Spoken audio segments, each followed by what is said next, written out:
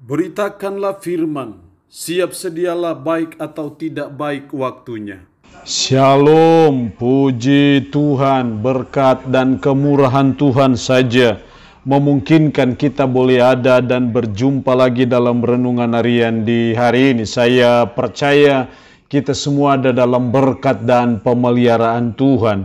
Investasi waktu yang sangat penting dan berharga ketika kita memberi waktu untuk mendengar firman, belajar firman, membaca firman. Itu suatu yang sangat penting bagi pemeliharaan iman, tapi juga pertumbuhan iman kita.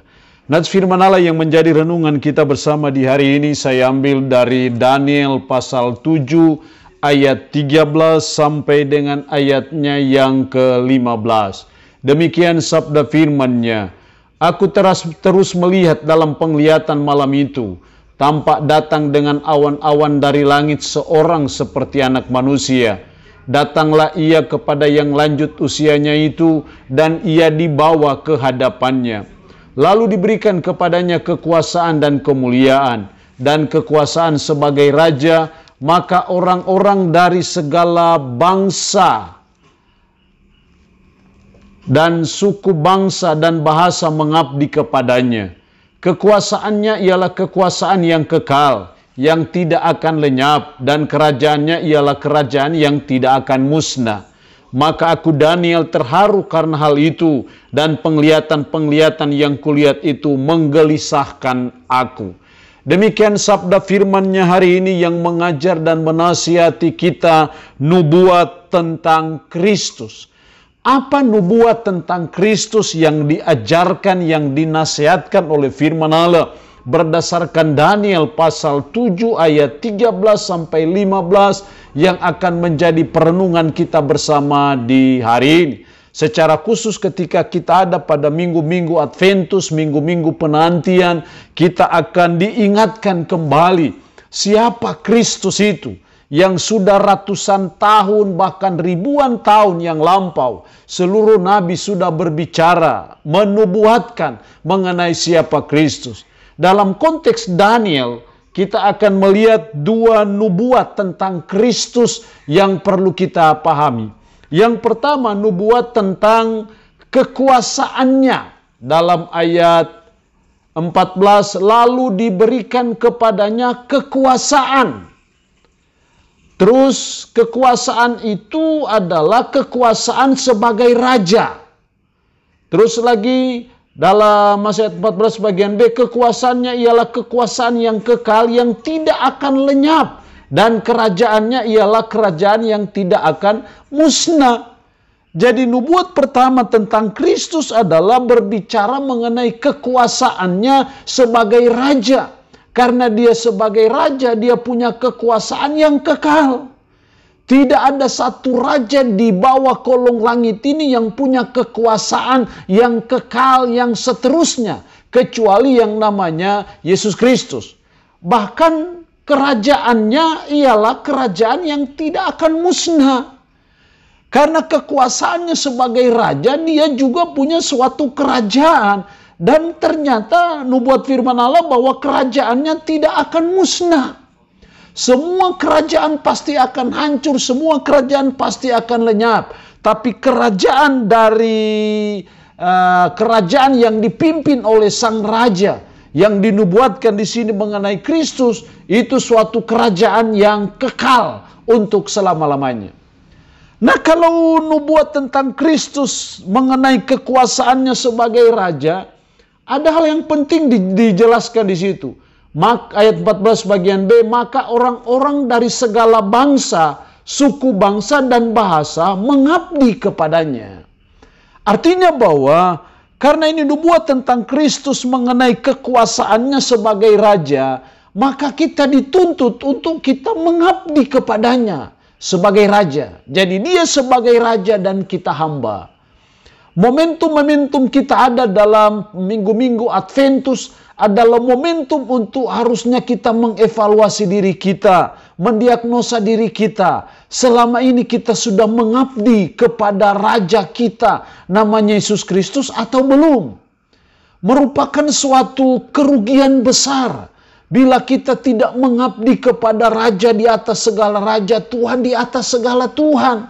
Karena ketika suatu waktu Dia datang, Dia akan memberi upah dan pahala, mahkota kepada hamba-hambanya yang selama ini mengabdi kepada Dia. Jadi karena Dia punya kekuasaannya sebagai Raja, kekuasaannya kekal, Dia punya kerajaan yang tidak akan musnah, kita dituntut. Orang-orang dari segala bangsa, suku, bangsa, dan bahasa mengabdi kepadanya. Jadi mari kita mengabdi kepadanya. Dalam pekerjaan Tuhan, dalam kerajaan Allah ada masalah besar. Tuayan sudah menguning, tapi pekerjanya sedikit. Karena itu kita dituntut untuk mari kita jadi hamba-hambanya yang mau mengabdi kepadanya. Yang mau menjadikan Dia sebagai Tuhan dan kita hamba. Sehingga kita terus mengabdi dalam pekerjaannya, dalam gerejanya, dalam kerajaannya, dalam Injilnya, kita terus mengabdi. Karena saya percaya tidak sia-sia bila kita mengabdi kepada Raja di atas segala raja, Tuhan di atas segala Tuhan, namanya Yesus Kristus. Yang kedua, nubuat tentang Kristus, nubuat tentang apa? Bukan hanya kekuasaannya sebagai Raja, kalimat selanjutnya, lalu diberikan kepadanya kekuasaan dan kemuliaan. Jadi Kristus bukan hanya punya kekuasaan sebagai Raja, tapi Dia juga dinubuatkan memiliki kemuliaan. Kemuliaan Kristus. Walaupun Dia hadir lahir di dunia dalam kehinaan, tapi sesungguhnya Dia adalah Raja yang penuh dengan kemuliaan. Karena itu sebagai umat, sebagai orang percaya, karena itu bicara nubuat tentang Kristus mengenai kemuliaannya, maka seharusnya dan seyogianya, sepatutnya, selayaknya, sepantasnya, kita harus terus memberikan kemuliaan untuk Dia.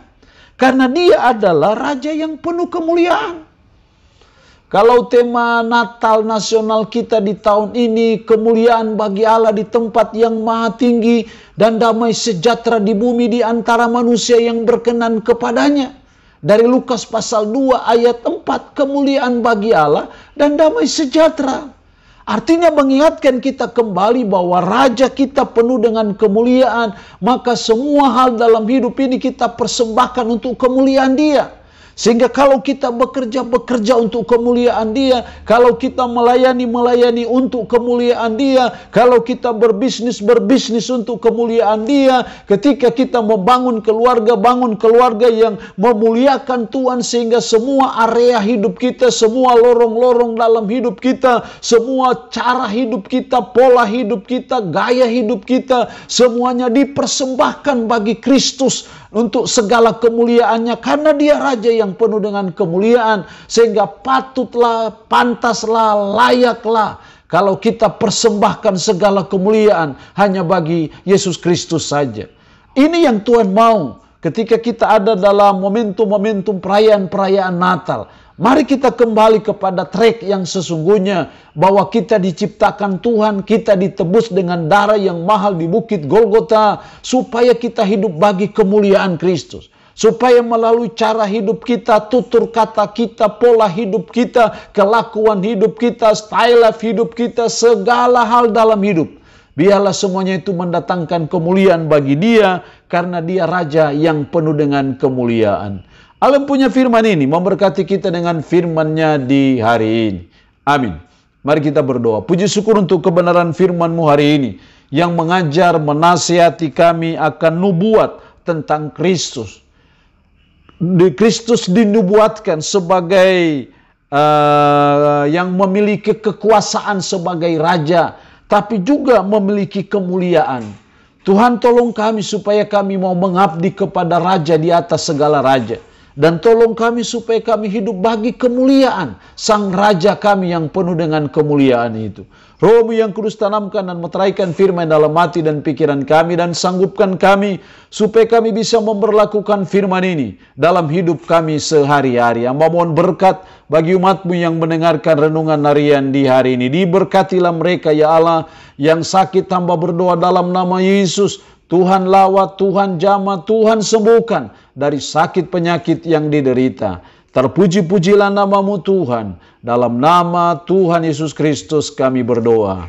Amin. Shalom. Tuhan Yesus memberkati kita dengan firman-Nya di hari ini.